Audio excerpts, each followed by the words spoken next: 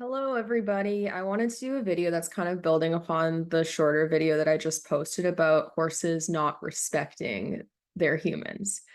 This is a topic that's pretty contentious and controversial amongst horse people because people do not like the idea of their horse not respecting them. But the reason why I wanted to go into more detail on this is because the context is very important and it's actually very damaging for so many people to have this belief system that their horse can respect or disrespect them. And like the problem with this topic of respect, the biggest thing is that people perceive unwanted behavior on the part of the horse as disrespect. And disrespect implies that the horse knowingly is offering a behavior that they know is bad, that they know is rude, and doing so just to defy their human and just to be bad or naughty or whatever term you want to use to describe it. And the reason why this is such a problem is that it justifies a lot of harshness in training, because if you operate with the belief system that your horse is doing something intentionally just to spite you, you go about handling that behavior an awful lot different than if you look at it through the perspective of my horse is confused, my horse is frustrated, my horse is scared, my horse is anxious, my horse is stressed. And if you're looking at it through the perspective of my horse is just being bad and they're doing this to be disrespectful, you don't approach that with as much compassion as you otherwise would. So it's a very damaging mindset to hold. The other thing with respect that is really important for people to note is that even amongst humans, what is perceived as respectful differs. It differs amongst cultures, it differs amongst different belief systems in the world. And you can be doing something that within your culture or your belief systems is totally respectful. But if you go somewhere else or you're with someone else's family, they could view it as disrespectful and you could be perceived as being disrespectful, regardless of whether or not that's your intention. And that's even amongst humans who can communicate with each other much more easily than what we can communicate with horses. So it's really important to look further into the context, because also when I've pointed this out in the past, I've had people be like, oh, like you're just being oversensitive or you're taking things too literally, you're nitpicking. But no, the language we use to describe things absolutely matters because it impacts the way in which people handle their horses. So we need to be more cautious of the way we explain things. A lot of the trainers who throw respect around the most are trainers who are using very harsh methods that are serving the purpose of trying to dominate the horse and trying to be the leader, be the boss. And it's rooted in dominance theory, which in both horses and dogs is not a respected methodology at all anymore. It's not respected way to view how their training should go. The entire study that originally pioneered dominance theory was done on wolves, and the guy who did the study has actually retracted his findings and no longer believes in it because it was, one, influenced by having wolves in captivity, two, influenced by familial dynamics, and three, what they perceived as dominant behaviors were actually largely resource guarding, or it was the younger wolves deferring to the teachings of the older ones. So it was age related. It wasn't like a hierarchical dynamic that was with the intent of dominating. And with horses, it's much the same. A lot of people will reference the herd dynamic and say that horses are bossy and that they do certain things to be the leader and that this is the horse that gets to be the top dog. But the problem with this perspective is a lot of people are basing it off of interactions that they see in domesticated horses. And they see a horse in the herd who is more dominant because they're chasing other horses off of their food or the water. They get to eat first, they get to drink first. And people view that as that horse being the boss. And that is through our lens. The important thing to look at is that we influence their behavior in a domesticated lifestyle by setting the parameters of the lifestyle that they live in. So horses that don't have free choice access to hay, they're more likely to resource guard hay when they get it because it's a perceived lack of resources. If there's not enough hay stations, they're more likely to fight over resources. If there's not enough space, they're more likely to fight over resources. If there's a lot of horses in a small area, they're more likely to fight over resources. So the amount of resource guarding that we see in a domesticated lifestyle is a lot higher than what we might see in free roaming horses who have more autonomy and ability to wander around and seek resources and do what they want. And there's also the environmental factors of horses who are just frustrated with the lifestyle that they live in. They might be bored, they might be frustrated, they might not be getting all their needs met, and then they react accordingly. And then we witness those reactions and we label them as attempts to dominate when that isn't actually the case. So it's important for us to start to separate our perspective as humans and like what we are perceiving in terms of the horse's reactions and what the horse is actually trying to do and what the horse is likely to be feeling. Because a lot of horse training and how horse behavior is viewed through a human-centered lens where we are labeling behaviors through the construct of human societal behavior and how humans operate and behave in the world. Human culture is very dominance based. It's very punitive. It's very status driven. So there is a power dynamic where the more money you have, the more status you have, the more power you have. And this is something that is really ingrained in our culture. And while I would kind of beg to differ that this is a normal human trait, I would argue that it's a disordered behavior that's the result of a capitalistic framework and the world that we've built today. And I would argue that it creates a lot of disordered behavior amongst humans because we at our core are also a social community-based species, and we were not built to be hoarding resources and operating in the way the world is today. But the point is that we are looking at horses through the lens of what has become normal for humans, and we are viewing their behaviors as hierarchical as a result. And while some horses may resource guard more and they may be more likely to be protective of those resources, that doesn't mean that the intent behind it is driven by the desire to be at the top of any specific hierarchy. So when we're training horses, in order to avoid handling them in a manner where we are being too harsh or where we are perceiving their behaviors as them being intentionally bad, it is so important that we recognize how horses actually are intended to behave in a natural setting and what the main reasons behind their behaviors are. Most of the behaviors that people do not like that are unwanted behaviors in horses are driven by fear, anxiety, or frustration, or simply the horse doing what they feel they need to do in the moment. So a lot of the most dangerous the most dangerous behaviors horses exhibit are flight behaviors, and these occur when the horse is stressed. So in order to avoid those types of behaviors, we need to help the horse to feel safe, because one of the most motivating things and the most calm inducing things for a horse is feeling safe. Anytime they feel unsafe in an environment, it's going to make them more likely to be reactive, because lack of feeling safe to the horse feels like they are in danger, that they are at risk, that they could be attacked at any time by a predator because they are flight animals. And this is what they have been wired to do. So rather than looking at unwanted behavior as an attempt to disrespect, we should look at it as the horse's attempt to try to achieve safety, the horse's attempt to try to achieve harmony, the horse's attempt to try to achieve calm.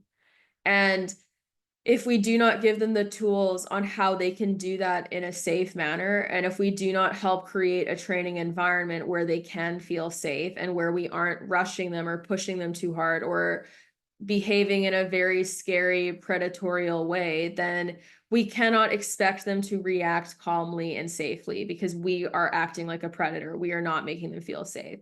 The other aspect of this is that for people, if we want to help a horse to be more predictable in all types of environments, including ones that we cannot control as much, we need to become a safe place for that horse.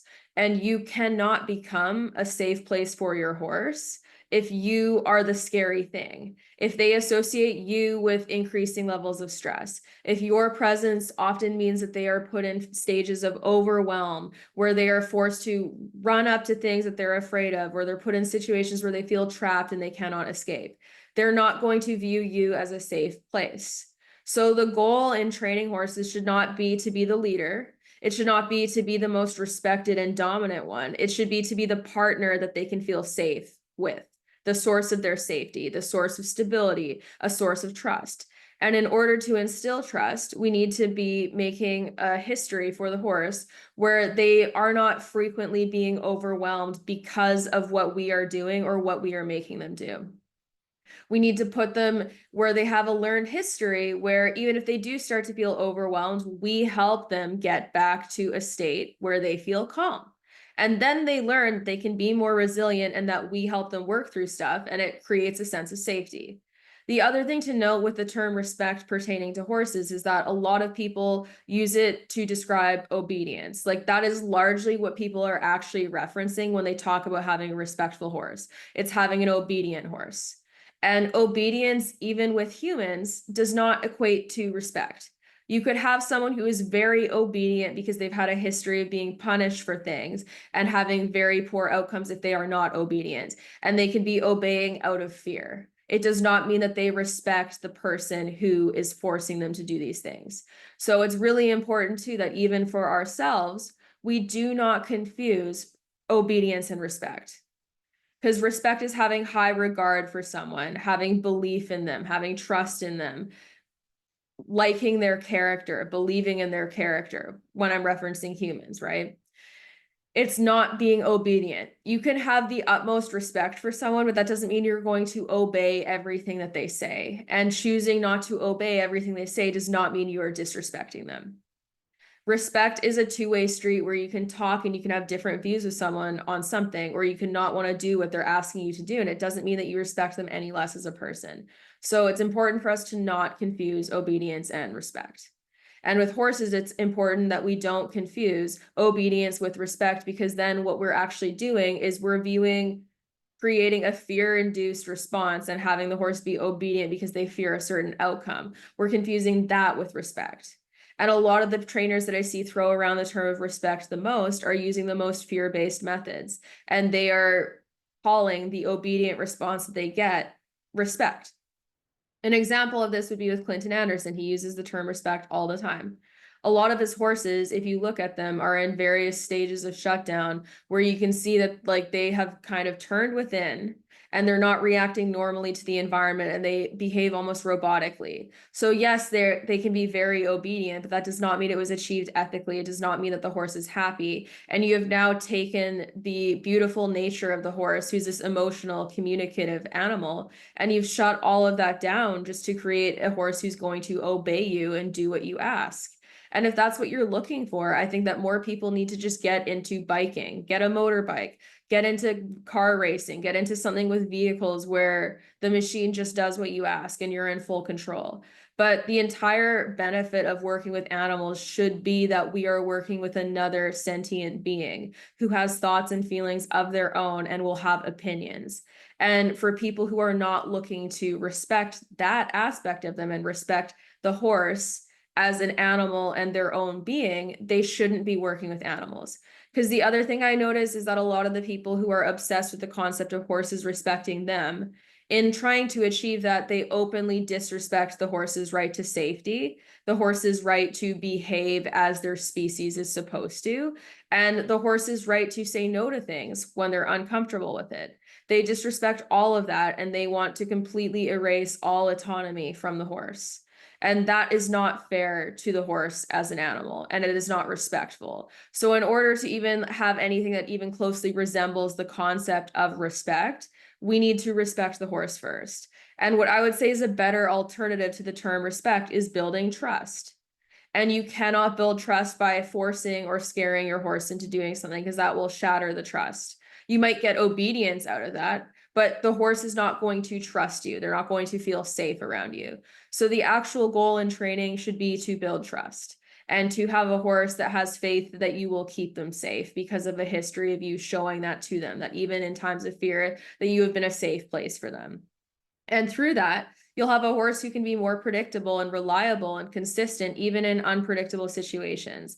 It's not about throwing horses into the deep end and scaring them with things that they're afraid of at full intensity and chasing them around with it until they give in and stop reacting. It's about teaching horses that they can be curious, that they can approach the things that they're afraid of, that we're not going to chase them with them, that they can manage that anxiety and lower it, and that things don't have to be so scary.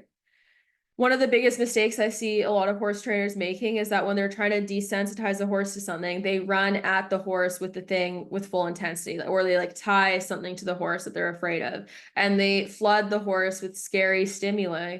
And they basically teach the horse that they're going to be overwhelmed until they go into a freeze response and stop moving. And that is literally using learned helplessness as a training response, because as a training method, because the horse has not learned anything. All they've learned is that they can't escape this thing that they're afraid of, and that they just have to cope with it and shut down. They haven't learned that the thing is not scary, because it still comes at them at full intensity and continues to do so until they stop reacting. And the only reason they stop reacting is because they're going into a freeze response, which is a normal response for a flight animal.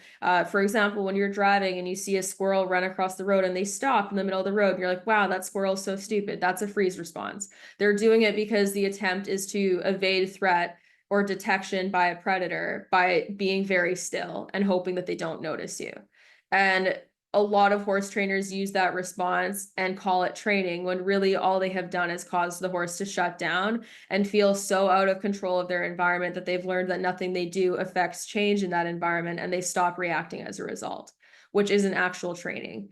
Correct desensitization is about slowly introducing the horse to things that they're afraid of, so they learn to not be afraid of them, so that it doesn't elicit a fear response.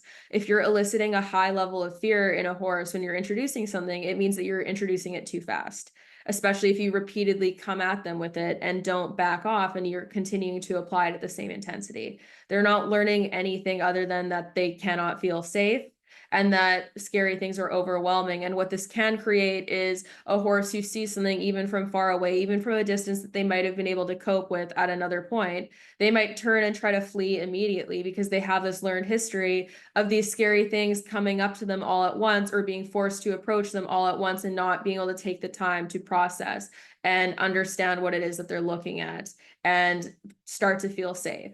Because naturally, even in a free roaming setting, horses are very curious animals. If you stick something new in their environment, they are highly likely to go investigate, but they're going to do it slowly by circling closer and closer, maybe running away a little bit, increasing distance, and then going closer again. But they take their time to go investigate these things. However, they're naturally curious animals. So we can use that natural curiosity to our benefit, but we need to do it within the context of understanding how horses think and feel as animals. And we really need to do away with this obsession with respect and obedience, because it is completely driven by our own experience in the world, and how a lot of people aren't given respect. Like, a lot of kids in school aren't given respect from their superiors. They're just expected to be obedient.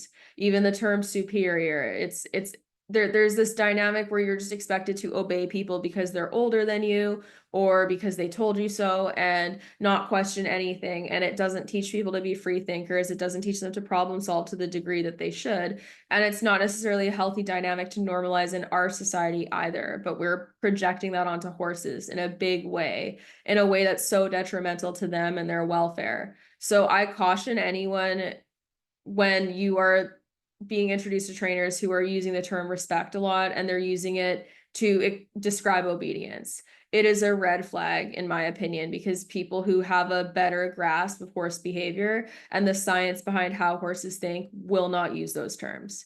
And they will choose other terms, because that respect has such a detrimental outcome in so many ways when used in horse training, because it is so often used to justify high levels of punishment and just have this obsession with obedience. So anyways, that is my TED Talk for the day. That is my rant. Thank you for listening. I hope that this was educational and useful to some people.